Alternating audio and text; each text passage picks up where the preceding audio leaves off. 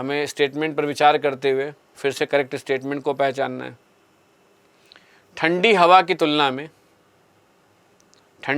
तुलना में गर्म हवा में नमी धारण करने की क्षमता अधिक होती है। तो स्टेटमेंट करेक्ट है, क्योंकि वायु के द्वारा जलवाष्प ग्रहण करने की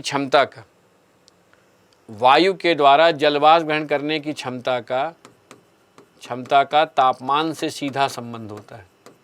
इसलिए जहाँ वायु गर्म होती है वहाँ जलवाष्प ग्रहण करने की क्षमता अधिक होती है। इसलिए हम कह सकते हैं कि ठंडी वायु की तुलना में गर्म हवा में नमी धारण करने की क्षमता अधिक होती है। नियत ताप पर, एक कांस्टेंट टेम्परेचर पर हवा की निरपेक्ष आर्द्रता यानी एब्सोल्यूट ह्यूमिडिटी में वृद्धि।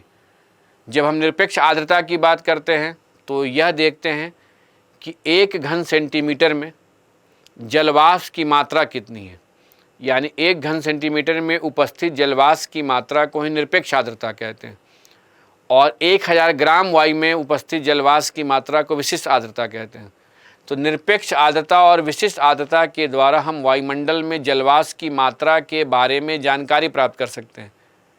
और निरपेक्ष आर्द्रता में अगर वृद्धि होती है तो उसकी सापेक्ष आर्द्रता में वृद्धि होती है। तो ध्यान दीजिए, सापेक्ष आर्द्रता कैसे निकालते हैं, ये आप जानते ही होंगे कि सापेक्ष आर्द्रता का संबंध वायु में उपस्थित जलवाष्प की मात्रा, यानी जलवाष्प की मात्रा से भी है, जलवाष्प की मात्रा और जलवाष्प ग्रहण करने की क्षमता।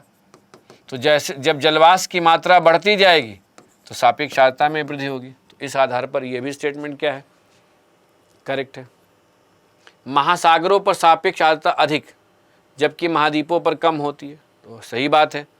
यदि सापेक्ष आर्द्रता का वायु में उपस्थित जलवाष्प की मात्रा से सीधा संबंध है तो जल की सतह जहाँ वाष्पीकरण की प्रक्रिया प्रभावशाली होती है, जहाँ की वायुमंडलीय आर्द्रता अधिक होती है, वहाँ पर सापेक्ष आर्द्रता भी अधिक होगी। तो तीसरा स्टेटमेंट भी क्या है, करेक्ट है।